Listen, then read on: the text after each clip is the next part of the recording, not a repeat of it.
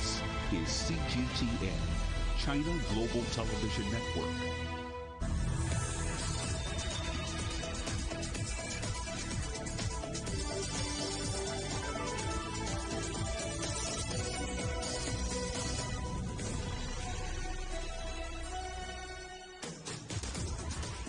Hello and welcome to Global Business Europe, live from CGTN in London. I'm Jamie Owen.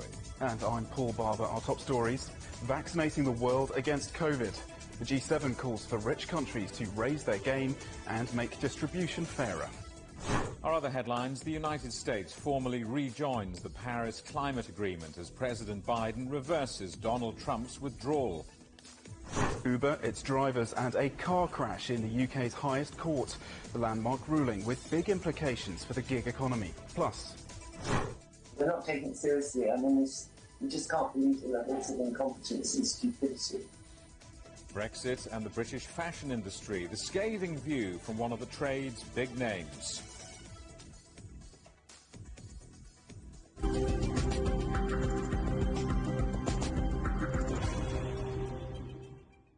Western leaders are scrambling to offer COVID vaccines to poorer countries as the G7 nations find themselves caught up in a diplomatic name and shame game. The UK is hosting a G7 meeting now underway. Prime Minister Boris Johnson has pledged Britain will donate surplus doses to developing countries. Our correspondent Nicole Johnston is following the story and joins us now live. So, Nicole, what's the latest? Well, first of all, you have to highlight what an unusual G7 meeting this is. They're all meeting virtually. At one stage, British Prime Minister Boris Johnson had to ask German Chancellor Angela Merkel to mute herself. But essentially, the big question is really how to vaccinate the world. And on that end, the UK has said that it will pledge to deliver any of its surplus supplies to those low and middle income countries, surplus supplies of the vaccine. And that follows on from France, which has said that the European Union should donate 5% of its vaccine supplies to other parts of the world. The other big issue that we heard from the British Prime Minister Boris Johnson was that he would like to see the time that it takes to develop new vaccines to be reduced. So it took 300 days to develop the COVID-19 vaccine. He wants this cut down to 100 days by reducing a lot of the red tape and regulatory approvals. Let's have a listen to what the Prime Minister had to say. Make sure everybody gets the vaccines that they need so that the whole world can come through this pandemic together. And I know that several colleagues have already announced that ideal, and we in the UK strongly support it. Nicole, the politics behind this is really challenging, isn't it? It is. The big question is, how do you distribute a limited amount of vaccine to the world equally? And that really is the big question right now. The United Nations has been quite critical of the world's richest countries, including those G7 countries. It has said that 10 countries have currently distributed 75% of the world's vaccine supplies, and 130 countries currently have no vaccine. It wants to see it distributed through COVAX, that's the international organisation, and that should start happening in the next few days. But those countries, I mean, it's going to take a long time for them to be vaccinated. They're expecting they'll only be able to vaccinate some 20% of their population at the most by the end of the year. At the same time, we have countries like Russia and China moving into that space. Russia's Sputnik vaccine has been used by Hungary and is also going to be used by the African Union. And China has made bilateral deals with a raft of countries, from the United Arab Emirates to Turkey, Indonesia, Malaysia, Bahrain. And the other element of this G7, it is, of course, the first time that we'll hear from US President Joe Biden as he sets out his international agenda, and one of his focuses will be China and economic competition from China. Nicole Johnston in London, thank you. Well, China says it is willing to work with all sides to contain the pandemic and revive the global economy. The Foreign Ministry says the country hopes G7 nations will deliver a message of unity instead of division. We oppose in particular using multilateralism for ideological purposes and creating an alliance against a certain country because of its ideology. We hope relevant parties can uphold openness and inclusiveness and keep up cooperation so that we work together to cope with the various grave and urgent challenges that the world faces now. The United States has rejoined the Paris Climate Agreement months after Donald Trump officially withdrew. Joe Biden signed an executive order on his first day in office to ensure the US is once again part of the pact. The agreement, reached in 2015, holds the increase in global average temperature to below 2 degrees Celsius. Well, let's talk to our correspondent Jim Spellman in Bethesda in Maryland. Jim, just how significant is this? Oh, I think it's very significant in at least three separate ways. First, this is a concrete way that Joe Biden can reassert the U.S. presence on the world stage after 4 years of President Trump moving out of any kind of multilateral agreement that he didn't see as profiting the United States in the short term. And it's a way for, once again, Joe Biden, for his climate envoy, John Kerry, to be part of the mix again with other world leaders. And I think also it's important for Joe Biden, for the domestic political audience here. It squarely aligns him with the more progressive wing of the Democratic Party, and it's a way for him to say he met a campaign promise. And I think the last thing, it can be easy to get swept up in the politics of this, but this actually could have a huge impact on the globe going forward if they're actually able to accomplish holding climate change to that 2-degree level. It could have a huge long-term impact. That's the kind of legacy politics that Joe Biden has been focused on when looking to make some of these decisions, Jamie. Is this the start of a new chapter, a new era of diplomatic relations between the United States and Europe? You know, I think it is. When you combine the U.S. re-entering the Paris Climate Agreement, the G7 meeting today, the U.S. commitment to spend $2 billion now and probably another $2 billion on the COVAX program, and comments Joe Biden is expected to make shortly at the Munich Security Conference, where he will basically push for democratic values in the traditional U.S. European sense of the word. I think you take all of that together, and I think you are seeing a new day here for the relationship between the U.S. and Europe. It's, of course, not going to be as simple as just making speeches. There will be significant trade issues to work through, and it's unclear to what degree European countries will want to join with the U.S. to, say, for instance, take on China. But I think you are seeing the beginning of perhaps a new era of that relationship, Jamie. Jim, domestically, not everyone in the United States will be happy to go along with this green agenda, particularly after that storm that's left so many hundreds of thousands of people without water and power. Right. And, of course, there are people who are opposed to the Paris Climate Agreement are using various arguments to somehow say that that these green policies are behind what's happening in Texas.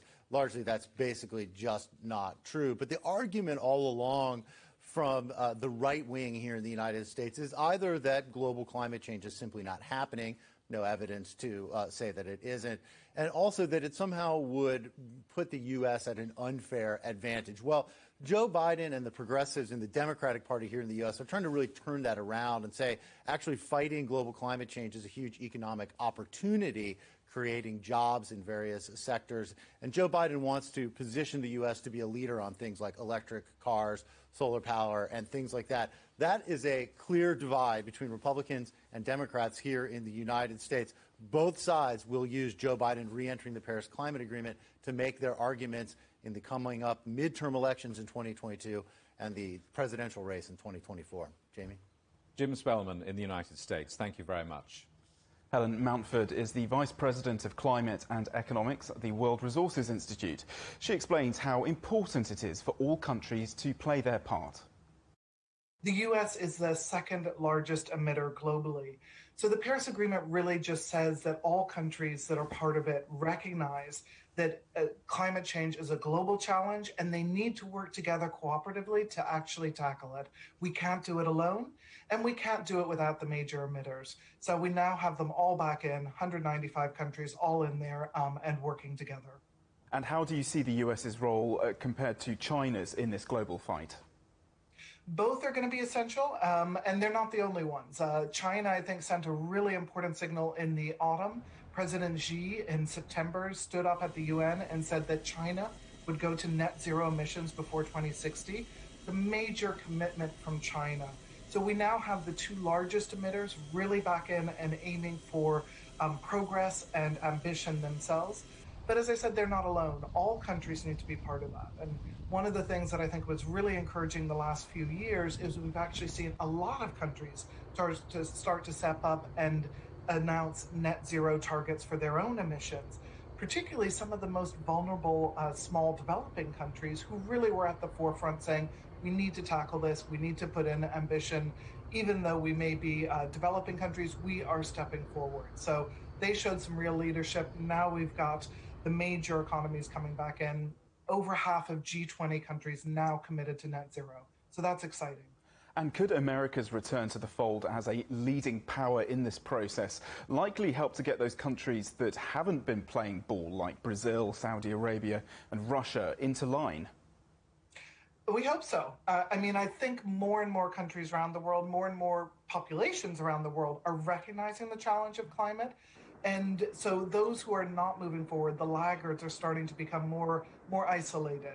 And I give the U.S. as an example. Even in the U.S., we found that 70% of voters at the 2020 election exit poll, 70% were actually supportive of increasing government spending on green and renewable energy and were concerned about climate change and the effects. So in the U.S., we've seen that shift. I think we're going to be seeing that in a number of other countries as well. You mentioned developing economies. There is still quite a lot of criticism, is there not, from those countries that powers like the United States still are not offering them enough support to switch to green energy, and that is hypocritical considering how polluting the great industrial powers have been. How do you see that dynamic playing out? I think that's one of the other absolutely critical elements we need to get right this year. The countries, the developing countries, the vulnerable countries that were least responsible for what we've seen in terms of climate change impact so far, least responsible for the emissions and the impacts, are the ones that are actually hit the hardest. And there's a real responsibility for the developed economies, the major economies, to step up and ensure finance is flowing to help support those countries to adapt to the impacts of climate change, to build their resilience, but also to help themselves transition to cleaner energy, transport, and other pathways. So there is that responsibility. That's one of the things we're going to be watching for the U.S. The U.S. still has $2 billion in outstanding commitments to the Green Climate Fund to help support climate action. And while they've been out of the game the last 4 years, many other countries actually doubled their commitments on climate action and climate finance internationally. And so we're expecting that the U.S. needs to come back in, and they need to come back in strong with a clear message of support and solidarity and finance for these developing countries. Now, are Uber drivers freelance or employees? It's a long-running dispute. Now the UK's Supreme Court has ruled against the company, with far-reaching implications for drivers' rights. Their decision means thousands could be entitled to benefits like the minimum wage and paid holidays. It could also have far-reaching implications for millions of people in the wider gig economy, those who work for one or more companies on a job-by-job basis. The GMB union described the victory as historic. It's now pursuing a case for compensation. Its lawyers say drivers could be entitled to an average of $16,000 each. This will have massive knock-on effects in terms of the security that drivers need, that they will at least earn that minimum wage, that they will not have to work endless amounts of hours. They will have the protection of holiday pay. What we still don't have is access to sick pay or protection from unfair dismissal. These are things we still will need to continue to fight for. Ursula Hughes is Professor of Labour and Globalisation at the University of Hertfordshire. Professor Hughes, what's the significance of today's ruling? Oh, this is a hugely significant ruling. It doesn't just affect people who work for online platforms, but very large numbers of other precarious workers who have to be on call and are never quite sure when the next piece of work is coming up. So it could affect really very large numbers of workers across the labour force. And are we just talking about a landmark UK ruling for UK workers, or does this have wider implications internationally?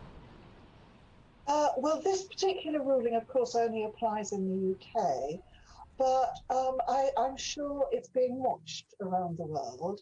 And if Uber has to actually significantly changes its practices in order to carry on functioning in London, which is its biggest market in Europe, London, if it then starts developing a new business model that does treat its workers as workers, then there's quite a high chance that that model could then be adopted in other countries. So it could have a sort of knock-on effect in other countries, although they're not directly implicated in this ruling.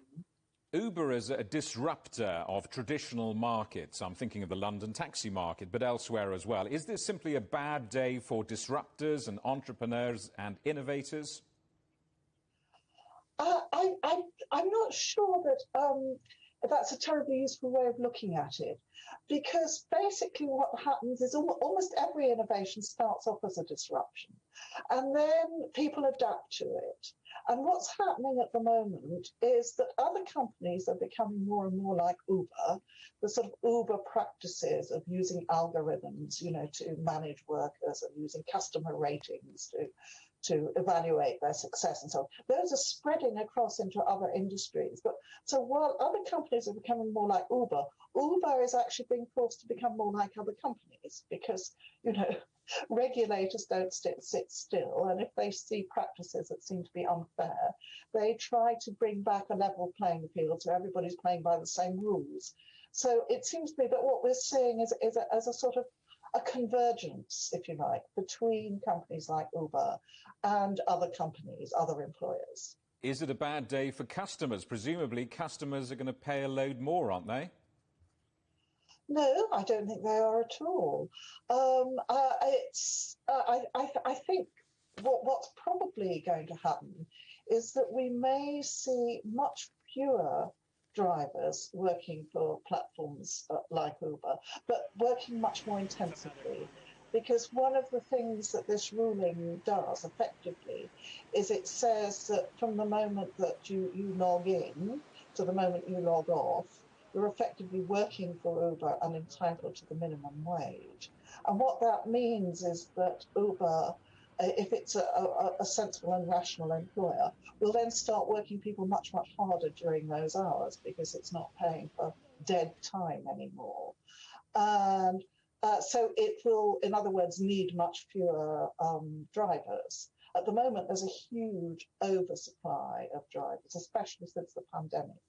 There are large numbers of very, very desperate people out there trying to pay off the loans on their cars, and there just isn't enough work for them. It's a very difficult situation right now. Professor, good to talk to you. Sorry to interrupt you, but we're pressed for time, so I'm going to wrap you up. Professor, thank you so much. Professor Ursula Hughes at the University of Hertfordshire. You're watching CGTN. Still ahead, the spectre of a third wave of coronavirus looms large over Hungary's vaccine rollout.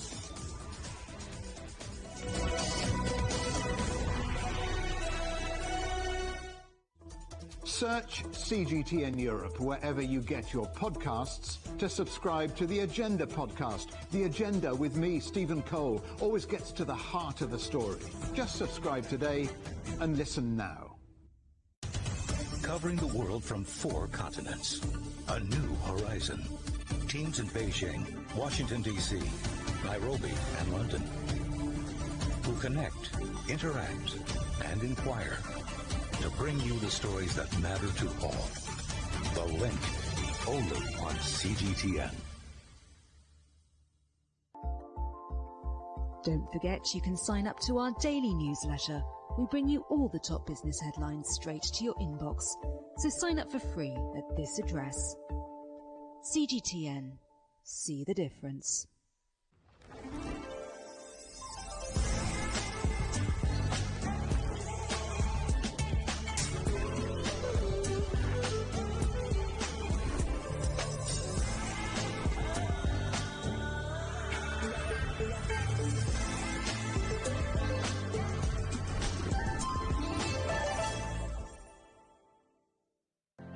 Murray, what would you say is a good question?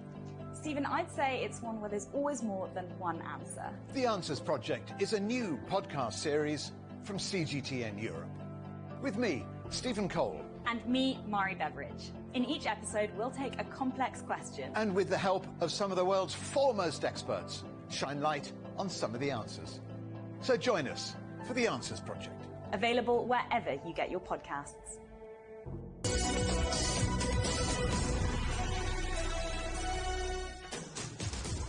Hello, welcome back to Global Business Europe on CGTN. We're available to watch for free on all the major digital platforms on Smart TV, Roku, Apple TV, Amazon Fire and Android TV, and also on YouTube and Dailymotion and at cgtn.com and the CGTN app.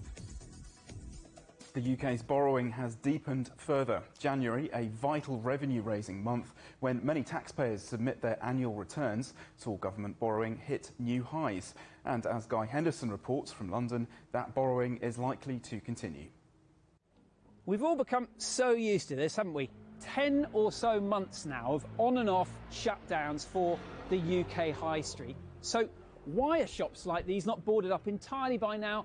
The answer is that government has been borrowing money and dishing it out to these kinds of businesses and to many of the consumers that they would usually be serving.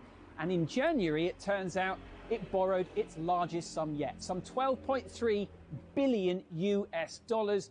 That leaves total public sector debt at now just under $3 trillion, which is around the same value as the entire UK economy. And the latest retail sales figures suggest that these kinds of businesses particularly may have to continue to rely on that kind of support. Sales dropped 8.2% in January compared to December. That is worse than forecast, but there is some good news as well, because one study suggests that confidence, consumer confidence, is rebounding.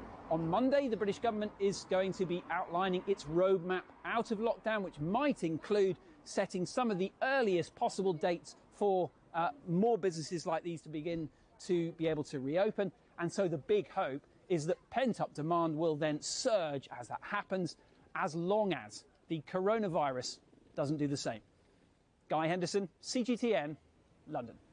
Well, with confidence building, there's another reason for UK consumers to be cheerful. The British pound has hit $1.40 for the first time since April 2018. Driven by the pace of the country's vaccine rollout, it's been the best performing G10 currency over the past week. Central European countries have warned they're facing a perilous situation. The number of those seriously affected by coronavirus is rising once more. As Julia Chapman now reports from Budapest, there are fears that a third wave of infections has now arrived. In his weekly radio interview, Hungarian Prime Minister Viktor Orban warned of a dangerous moment facing the country. Hungary has recorded 3 consecutive days of COVID-19 case growth. On Thursday, 110 people died from the virus, the highest number in a month. Hungary's chief medical officer has warned that the country is now in its 3rd wave of COVID-19 infections. But Prime Minister Orban expressed confidence that hospitals here can cope and pointed to the vaccine rollout as a reason for optimism. Hungary is supplementing the EU's vaccine rollout, buying doses from Russia and China to speed up the process. In neighbouring Slovakia, the situation is even more difficult. Slovakia overtook Portugal this week to have the highest number of COVID-19 deaths per capita by 7-day rolling average. Slovakia's government has called on other EU countries to send medical workers to help its struggling hospitals. The Czech Republic, meanwhile, recorded its highest ever number of serious coronavirus hospitalizations on Thursday. The country's health minister warned that Czech hospitals could become overwhelmed in the next 2 to 3 weeks. The Czech Republic has the 2nd highest number of cases per capita on a 2-week basis anywhere in Europe. But the Czech government is coming under increased pressure to ease restrictions, with opposition groups trying to veto the extension of a state of emergency. Julia Chapman, CGTN, Budapest. French carmaker Renault has posted an $8 billion loss for last year and warned of job cuts. CEO Luca De Meo says this year will be difficult, but hopes he can save $2 billion by December. He said Renault is facing tighter emissions targets from the European Union. It's also struggling to source microchips.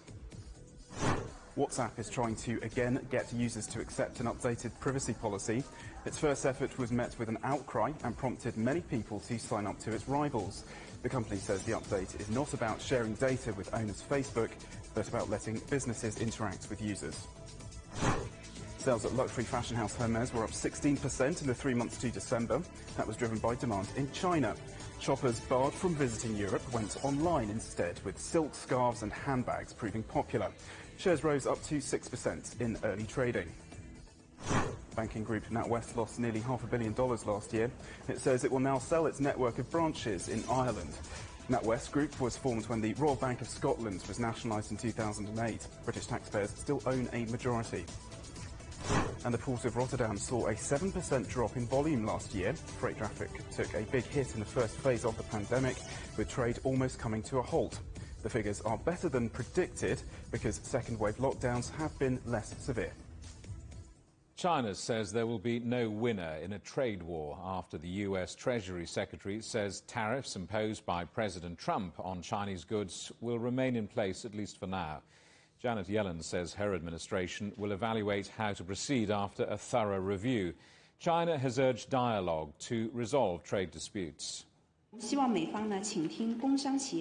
hope the US will listen to the voices of the business community and people and correct its wrong practices. We should strengthen dialogue, expand economic cooperation on the basis of respect, equality and mutual benefit, and properly handle our differences. You're watching CGTN. Still ahead. Millions of people in Texas faced food and fuel shortages as the state struggles to restore power.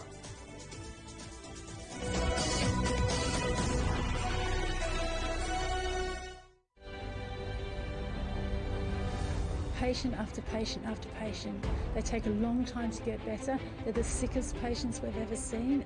It's a race against time because we can all see the threat that our NHS faces, the pressure it's under.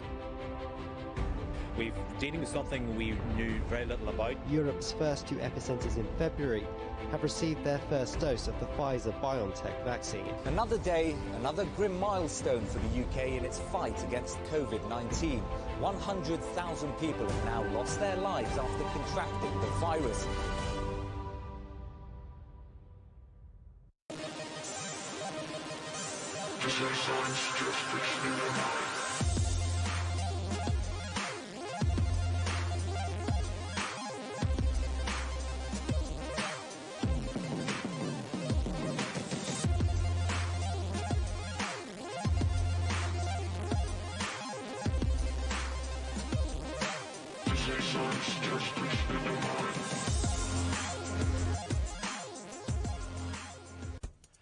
On the agenda with me, Stephen Cole, we look up into space.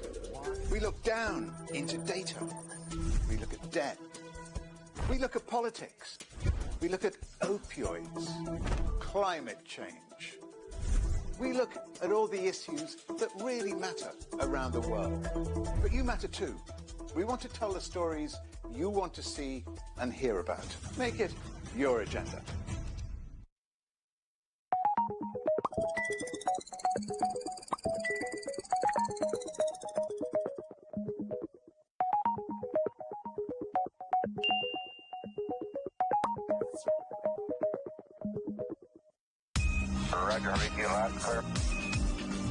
We can try out the wild and crazy ideas. Nothing can stop an idea whose time is coming. This idea is coming. I actually feel quite comfortable in isolation.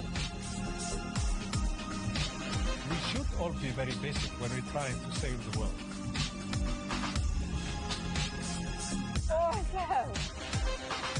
We hope it will happen. We have to live in hope.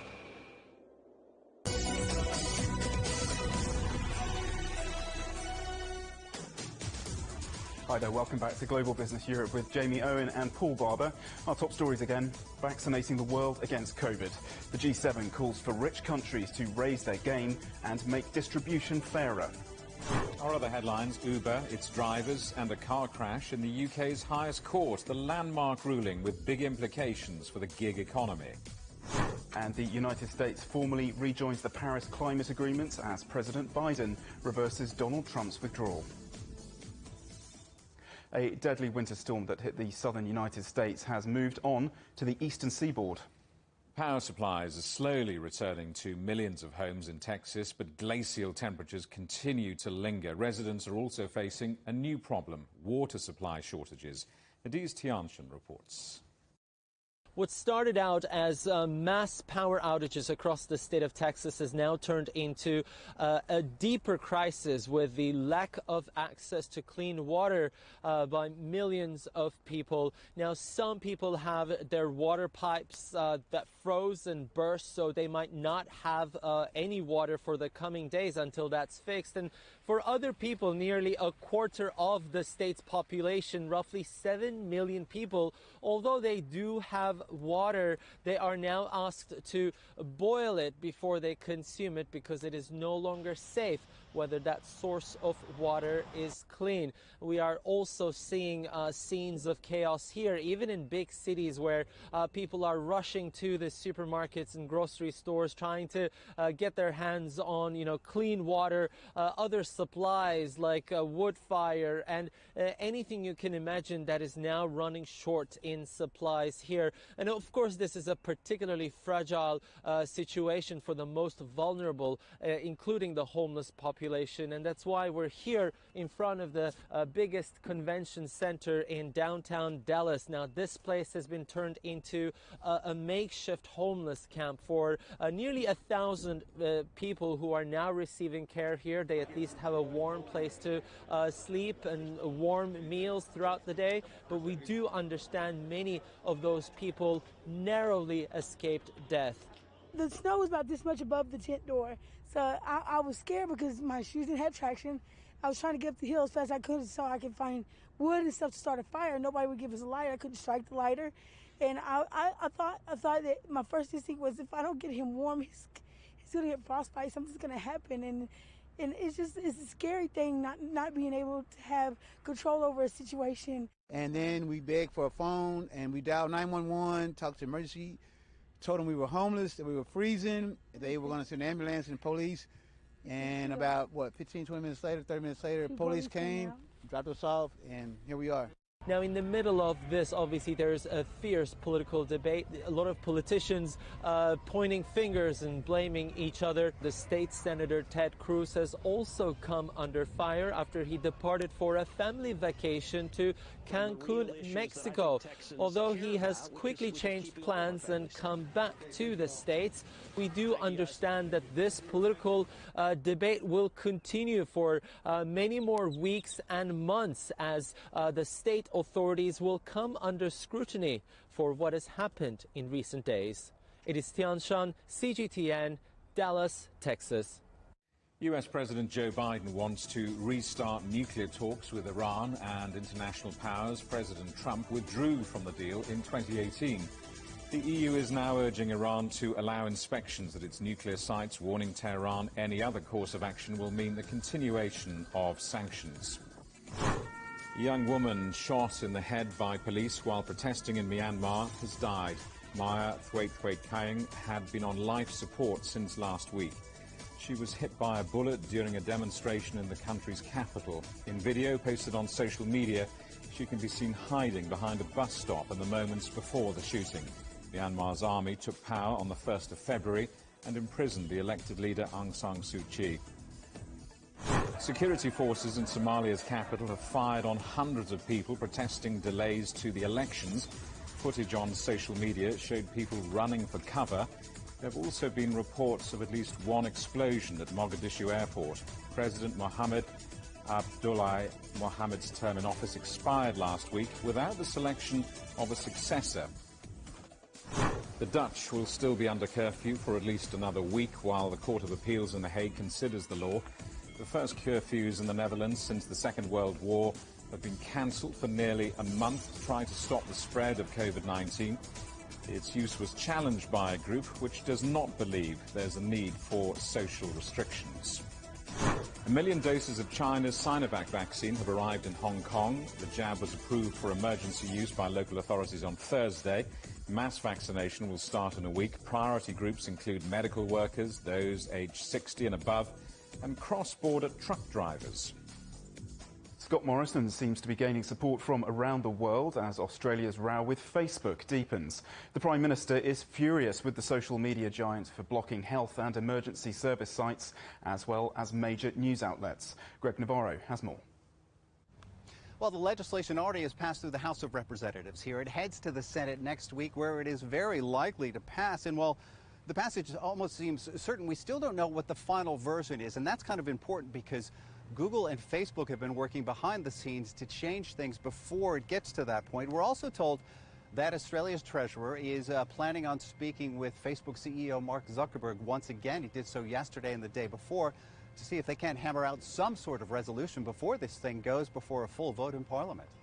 Also, we should tell you, though, that from Facebook's point of view, and Facebook released a statement last night, that all of this is well, it says that the legislation ignores the reality of the relationship that it has with media companies, meaning that those media companies benefit just as much, if not more, than Facebook does from that referral traffic. Now, Facebook also says you simply can't put a value on news content because it's such an abstract thing. The media companies clearly disagree, and so does Wall Street at the moment. Facebook stock down at least 1 percentage point. That could dip even farther as Wall Street continues to react, and especially depending on all of this pans out in the end.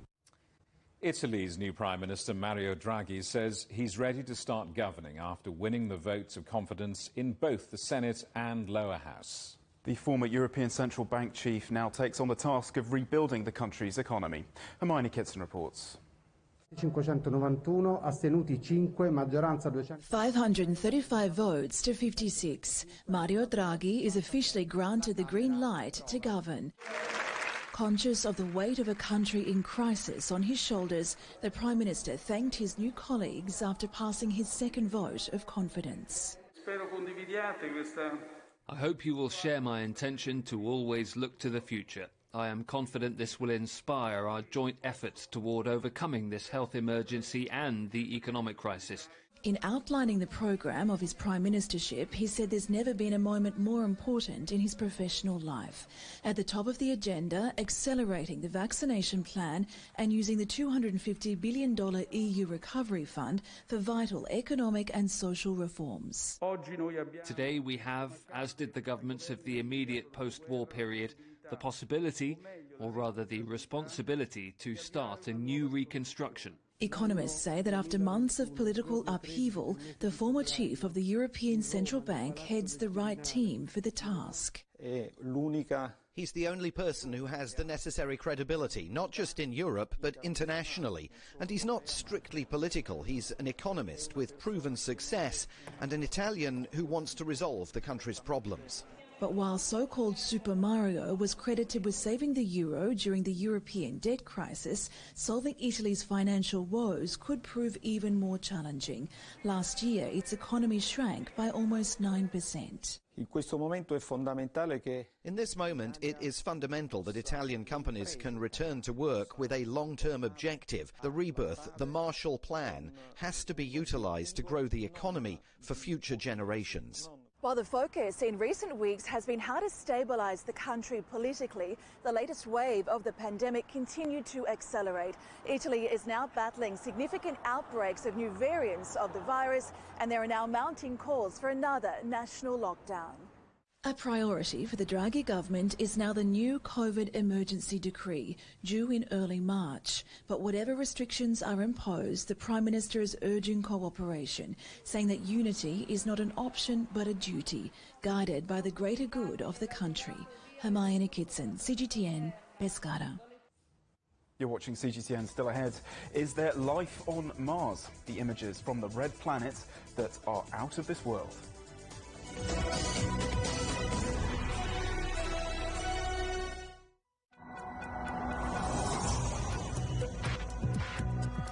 Each day, there are millions of stories.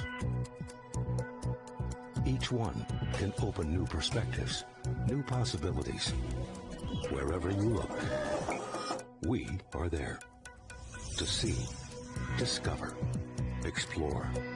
We put the pieces together to find what really matters to you, all around the world, all around the clock. Our reporters are at home across the globe. From our headquarters in Beijing and production centers in Washington, Nairobi, and London. China Global Television Network. Stories from across the globe, reaching people across the globe. CGTN. See the difference.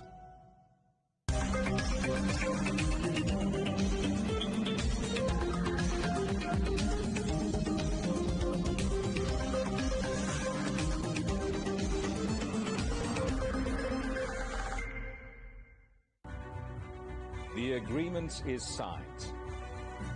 But what is the real deal now the UK has left the EU? For trade, for business, for the city, for ordinary people. Make sense of Brexit with CGTN.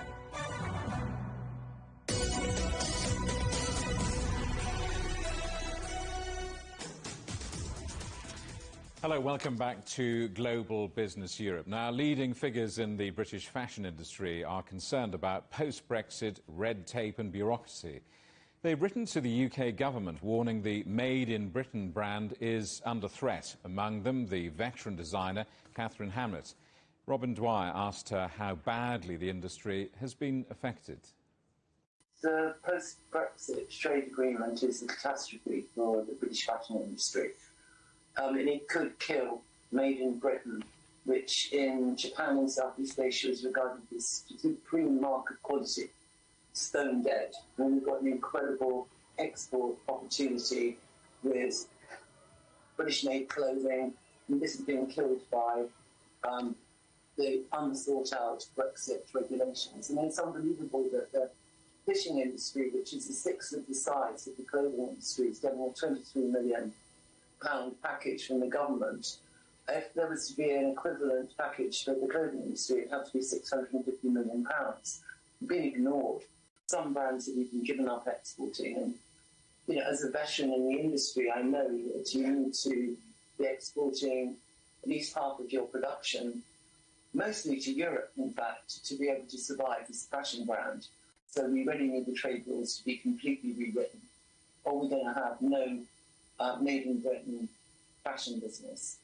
And you mentioned the fishing industry there. We know that the fashion industry contributes more to the UK GDP, the UK economy, GDP-wise, than fishing, music, film and the motor industries combined. So why do you think that fashion has been overlooked here?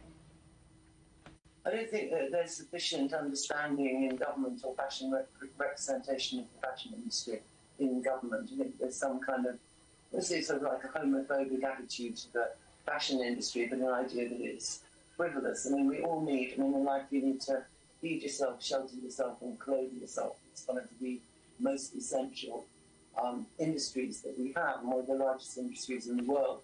Britain has traditionally been at the forefront in manufacturing and fabrics and producing fleets of the best designers in the world who are still working across the planet. We actually produce the cream of world British fashion designers, and they're being hampered by ridiculous restrictions from being able to carry out the job and brings money that they earn back into the UK in form of taxes. And you were one of over 400 leading figures in the fashion industry to sign an open letter to the government about all this. What's been the response to it? Very little, as far as I understand. What were you hoping for? They're not taking it seriously. They're not taking it seriously. I mean, you just can't believe the levels of incompetence and stupidity in the British government at the moment as regards to Brexit and the fashion industry in particular. I think we're just being ignored. This year, London Fashion Week will be taking place across the weekend as a digital-only event. Much has changed for the fashion world since the last gathering, as Catherine Drew reports. I do believe in my product, I do believe in what I do, or else I wouldn't have done it. In 2020, stylist turned designer Deborah Latouche launched her modest fashion label with a show at London Fashion Week. I actually basically decided that it was kind of now or never. Forget Brexit. Forget that, you know, it's not the best financial time. But worries over Brexit were soon superseded. This interview with Deborah Latouche never aired as the pandemic came to dominate the news cycle. Now, a year later, Deborah is preparing for her work to be featured again at London Fashion Week. I had so many plans, so many things that you were kind of supposed to do once you launched a brand. And then all of a sudden I was at home with my children. And, but it actually, I think it was really good because it really gave me a great amount of time to really consider how the brand is going to work for me and my family. Like the fishing, car and music industries, the fashion and textile sector is dealing with not only the fallout from the pandemic, but also at the same time grappling with major changes in the way it trades with its closest international market, the European Union, due to Brexit. You've got a variety of different issues, which each of them are a perfect storm, but in totality are nothing less than a tsunami. Advocacy groups say the fashion and textile industry, worth nearly $50 billion annually and employing almost 1 million people, could be decimated by the challenges ahead. 455 brands and individuals signed an open letter to the government calling for immediate help and policy changes. Areas of concern include the end of free movement for goods and people after Brexit, creating additional paperwork, delays and extra expense, impacting small companies to major brands and individual models and stylists.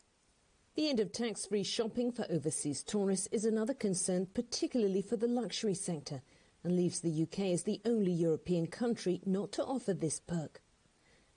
And the Fashion Roundtable says a shortage of garment workers is alarming, and visas should be available for overseas workers, while efforts to train the domestic workforce are brought forward. We make 35 billion in the UK, and music makes something like 2 billion. Fishing, which has had £23 million worth of support from the government for exports, makes the same amount of money as East London does from the fashion industry. So far, the UK government has not responded to the Fashion Roundtable, but insists it is proactively reaching out to industry leaders to lend support and expertise in navigating the new rules. Catherine Drew, CGTN, London. Some commentators are predicting that the pandemic could be the perfect launchpad for a new generation of business moguls. But what makes an entrepreneur and what drives them to succeed? Stephen Cole spoke with Deborah Meaden, one of the dragons on the British TV show Dragon's Den.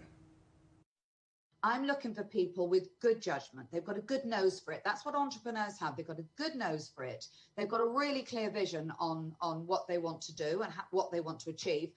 And I've got to trust them. I've seen some fantastic businesses, but I haven't trusted those people. That's trust in terms of are we going to be able to work well together? But it's also trust in terms of are they going to understand and be able to relay the picture about their business to me? So trust is a really big thing for me. And what advice do you give to entrepreneurs or potential entrepreneurs who failed, or the best way for them to handle adversity or risk?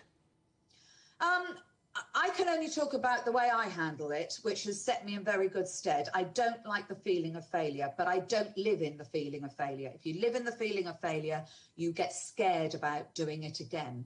I beat myself up for about 30 seconds and then I think to myself, right, now what am I going to do about this? And that's the best thing to do. There's no point running things over and over. There's a point in running things over and learning from it, but not over and over and over, because all that does is chips away at your confidence. And being confident is a really, really important part of being a successful entrepreneur.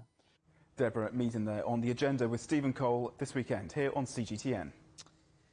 Now, the first images of Mars have been sent back from NASA's Perseverance after the probe safely landed on the Red Planet. It's one of the agency's most ambitious deep space missions that's searching for signs of life. John Zavrella reports now from Florida.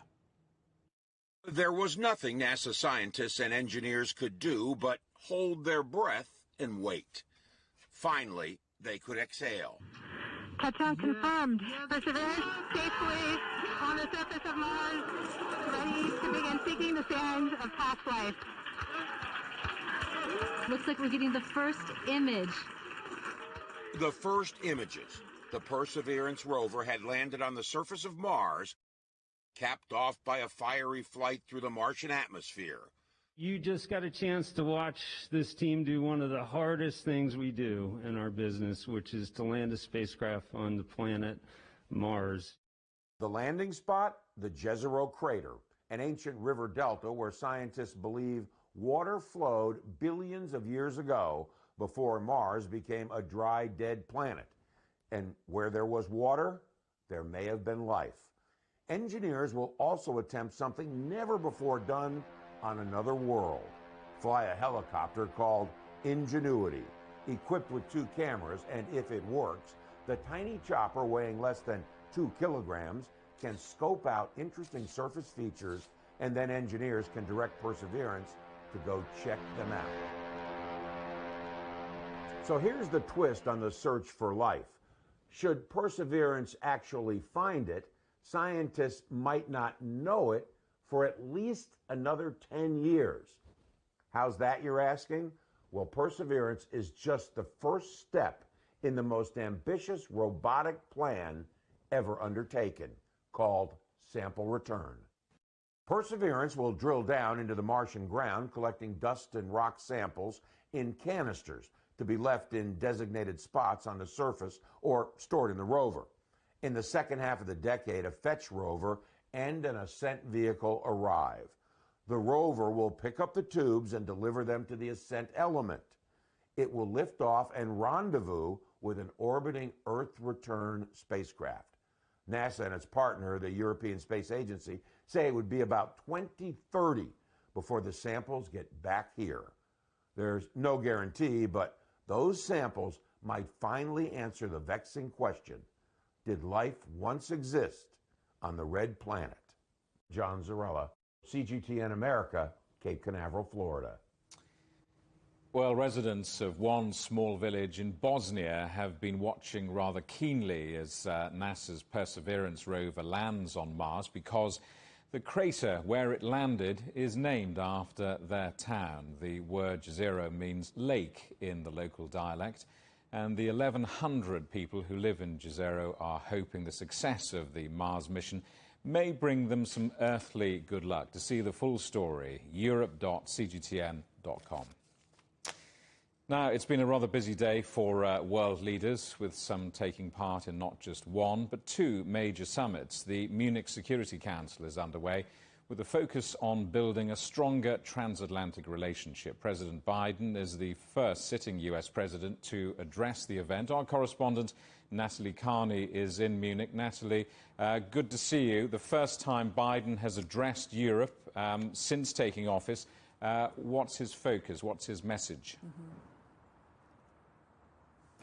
Yes, he just wrapped up his speech and basically re-quoting his now famous 2019 quote when he said that we'll be back, America will be back. And yes, he is, now as the U.S. president. He said we are not looking backwards, we are looking forward, and saying he is determined to re-engage with Europe, saying that the democratic process is under assault in both the U.S. and Europe. So now is the time to work closely from Rome all the way over to Riga. Washington continues to support a whole, free and peaceful Europe.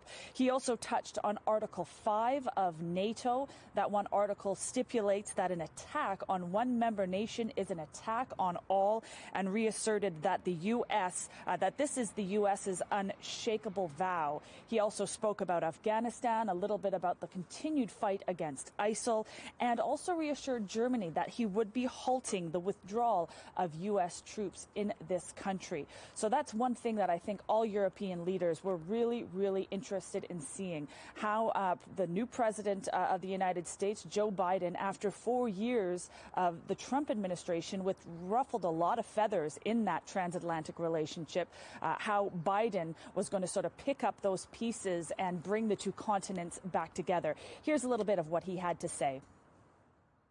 I'm sending a clear message to the world. America is back. The transatlantic alliance is back. And we are not looking backward. We are looking forward together. It comes down to this. The transatlantic alliance is a strong foundation the strong foundation on which our collective security and our shared prosperity are built. The partnership between Europe and the United States, in my view, is and must remain the cornerstone of all that we hope to accomplish in the 21st century. And with that, he also reiterated sort of the issues that the United States have had in the past with China, for instance, and with Russia, and saying that global unity will be much better with that restored transatlantic partnership. Natalie, the United Nations Secretary General has also been speaking at this event. What did he say? Yeah, the UN head, Antonio Guterres, did make some 4 key points that he felt really needed to be addressed in this conference. For one, the world's response to COVID-19. He also reiterated Wednesday's call for a global ceasefire. As well, climate change is also an area of deep concern for the United Nations. And, of course, geopolitical tensions. Here's a soundbite from Mr. Guterres. We cannot solve the biggest problems when the biggest powers are at odds. Our world cannot afford a future where the 2 largest economies split the globe into 2 opposing areas in a great fracture, each with its own dominant currency and trade and financial rules, its own internet, and its own artificial intelligence capacity and strategy. A technological and economic divide risks turning into a geostrategic and military divide, and we must avoid this at all costs. Other big names speaking this evening, of course, is the WHO head, Dr. Tedros. Bill Gates also made some words about COVID-19. We're also expected to hear from John Kerry later on in the evening, as well as German Chancellor Angela Merkel. This will be her last time speaking at the Munich Security Conference as the Chancellor of Germany. The conference has been postponed to later on in the year, when all of these delegations will come together in a much more intimate setting. That is true to the Munich Security Conference. Jamie? Natalie Carney, thank you very much. The ski slopes may be closed, but that doesn't mean you can't get out for some winter exercise with an artistic touch. In Finland, snowshoeing, basically hiking in deep snow, has long been a popular, if strenuous, pastime. But a team of volunteers has taken it a step further, creating giant artworks from footprints. The group used printed maps and rope to make the intricate 160-metre wide pattern, trudging through 30-centimetre deep snow in temperatures of -10 degrees. The headlines again. Vaccinating the world against coronavirus. The G7 calls for rich countries to raise their game and make distribution fairer. The United States formally rejoins the Paris Climate Agreement as President Biden reverses Donald Trump's withdrawal. And Uber, its drivers, and a car crash in the UK's highest court. The landmark ruling with big implications for the gig economy. And that's it for Global Business Europe. Thank you for watching. More on all of our stories at europe.cgtn.com. And do follow CGTN Europe on Twitter, Facebook and Instagram. We're on Roku, Apple TV, Amazon Fire and Android TV, also at YouTube and dailymotion.com, and of course CGTN.com and the CGTN app. Coming up next on CGTN, it's Africa Live. From all of the team in London, it's goodbye.